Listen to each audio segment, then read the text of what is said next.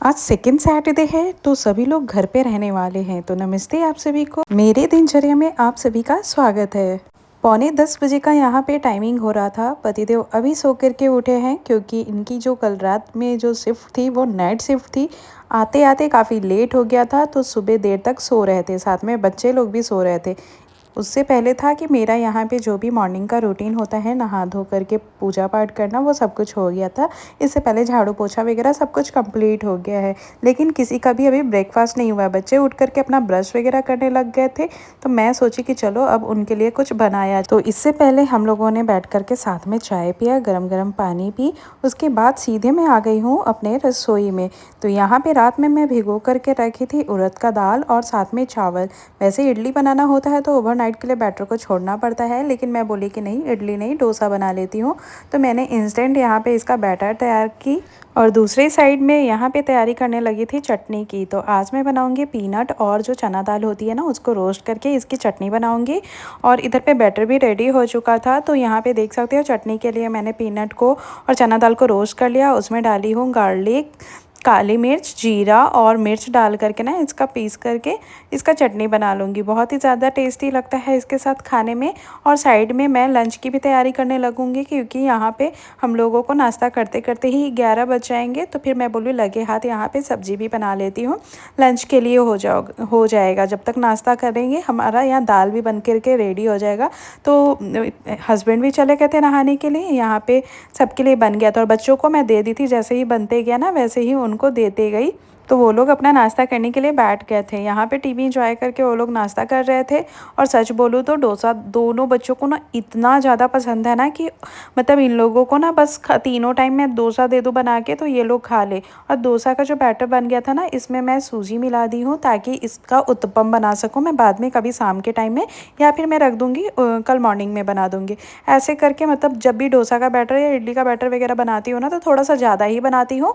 उसमें सूजी वगैरह मिक्स करके उत्तपम वगैरह बना लेती हूँ ना, तो बहुत ज़्यादा टेस्टी लगता है। बच्चों का नाश्ता हो गया था, अब बारी थी हमारी। तो हमने लिया पपाया, चटनी और साथ में डोसा। बहुत ही ज़्यादा अच्छा लगता है कभी कभी इस तरीके से सिंपल डोसा खाना। और सुबह के नाश्ते में ना एक फ्रूट्स ज़रूर लेते हैं, चाहे तो मतलब कोई भी फ्रूट हो जाए। तो यहाँ पे आज हमने पपाया लिया था। और जो मैं ये ड्रेस पहनी हूँ, आप सब ज़रूर बताइएगा ये ड्रेस कैसा लग रहा है, और इसकी अगर लिंक चाहिए है तो ये भी मुझे कमेंट कर दीजिएगा। बहुत ही सुंदर सा ये कुर्ता पैंट का सेट है और पूरा ही कॉटन मटेरियल का है, तो बहुत ही अच्छी क्वालिटी है। जिसे भी चाहिए मुझे एक बार बता दीजिएगा, मैं इसका लिंक आपको कमेंट बॉक्स में दे दूँगी। उसके बाद यहाँ पे बैठ करके हम लोग नाश्ता करने लग गए थे। नाश्ता करने के सीधे बाद मैं आ गई थी किचन में। यहाँ पे ग्रोसरी के कुछ आइटम आए हुए थे जिसे रिफ़िल करना था डब्बों में। और जो भी ग्रोसरी के आइटम होते हैं वो ज़्यादातर मैं फ़्लिपकार्ट से ही मंगा लेती हूँ, क्योंकि जाने का झमेला कौन करेगा। जाओ तो, लेकिन ढो कर के लाने का टेंशन एक अलग ही रहता है। इसलिए ना जो भी ग्रोसरी आइटम होता है वो फ़्लिपकार्ट, जेप्टो या फिर इंस्टामार्ट, कुछ भी मतलब इन तीनों ऐप से ना कुछ भी मैं मतलब ग्रोसरी का आइटम जो मंगाना रहता है मैं तीनों से ही देख करके मंगा लेती हूँ। उसके बाद यहाँ पे सारे डब्बे रिफ़िल हो गए थे। अब इनको बारी थी जगह पे अपने जगह पे रखने की। होली से पहले मैंने सारे डब्बों को अच्छे से खाली करके सभी डब्बे को धोई थी, इसीलिए मुझे धोने की ज़रूरत नहीं। कुछ कुछ डब्बे तो अभी भी खाली पड़े हैं, मतलब ऐसे लगता है ना कि हाँ कुछ सामान बच जाते हैं ना, वो उसमें फ़ील कर देती हूँ। या फिर कुछ कुछ नमकीन वगैरह खाने का रहता है ना, उन सारे डब्बे में रख देती हूँ। तो अभी वो सारे डब्बे को फिल करना बाकी था, तो मैं बोली कि चलो अब उसे बाद में करेंगे। जितना हो गया है उसको पहले निपटा देती हूँ, अपने अपने जगह पर रख देती हूँ। और आधा से ज़्यादा डब्बा तो मेरा फ्रिज में भरा होता है, क्योंकि जो भी होते हैं ना सूजी, मैदा और जो भी जैसे पाउडर वाले सामान होते हैं ना, बेसन, ये सारी चीज़ें हैं ना, मैं ज़्यादातर फ्रिज में रखती हूँ। क्योंकि कभी भी आप देखिएगा, मतलब इधर अगर ऐसे रख देते हैं ना, मतलब ऐसे किचन वाली एरिया में रख दो ना, तो वो ना बहुत जल्दी ख़राब हो जाते हैं। लेकिन फ्रिज में आप स्टोर करके रखते हो ना, क्योंकि मैदा वगैरह है ना बहुत ज़्यादा यूज़ होता नहीं है, तो इस वजह से ना मैं फ्रिज में स्टोर करके रखती हूँ ताकि वो ख़राब भी नहीं हो। तो ये सब कुछ अपने अपने जगह पे मैंने रख दिया है। उसके बाद अब बारी थी किचन को साफ़ सुथरा करने का। सुबह में होता है कि एक बार खाना बन जाए, और मतलब खाना तो बन ही गया था, बस बाकी थी ना तो चावल बनाने की। दोपहर में मैं बोली जब भी खाना होगा उस टाइम चावल बना लूँगी, फटाफट से हो जाएंगे। तो अभी मैं किचन को अच्छे से साफ़ सुथरा कर लेती हूँ। तो मैंने गैस को अच्छे से एक बार हटा दी, उसके बाद मैं पोंछ ली। जैसा कि मैंने पहले भी बताया है कि गर्मियों में ना बहुत जल्दी चींटी आ जाती है अगर किचन को तुरंत साफ़ नहीं करो तो। इसलिए ना जैसे ही काम ख़त्म होता है मैं तुरंत एक बार किचन को अच्छे से साफ़ कर लेती हूँ। और यही नहीं, बर्तन धोने के बाद एक बार फ़र्श को भी अच्छे से पोंछ लेती हूँ ताकि कहीं भी कोई चींटी वगैरह नहीं हो। क्योंकि ठंडी के कारण ना फर्श वगैरह ठंडा होता है ना, तो ठंडी के कारण ना बहुत जल्दी चींटी आ जाती है। तो हटा-हटा करके एक बार ज़रूर ही, मतलब मैं तो ऐसे डेली ही करती हूँ, लेकिन खाना बनता है उस टाइम स्पेशली एक बार हटा-हटा करके किचन को अच्छे से साफ़ कर लेती हूँ। किचन साफ़ हो गया था, अब बारी थी बर्तन की, तो बर्तन भी बहुत सारे हो गए थे क्योंकि लंच भी मैंने बना ली थी और जो भी ब्रेकफ़ास्ट वगैरह भी सबका हो गया था ना, तो एक बार में इकट्ठे हो गए थे बहुत सारे बर्तन।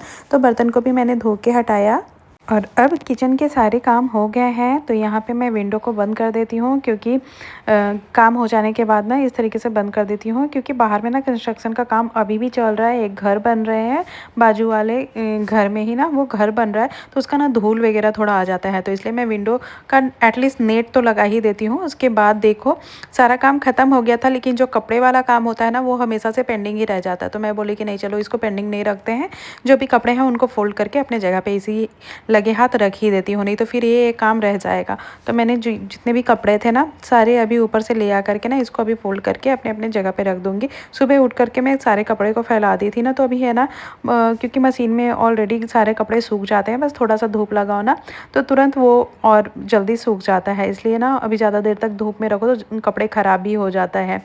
इसलिए जैसे ही कपड़े सूखे बस उसी टाइम तुरंत हटा देती हूँ। धूप बहुत कड़ा होता है इस वजह से।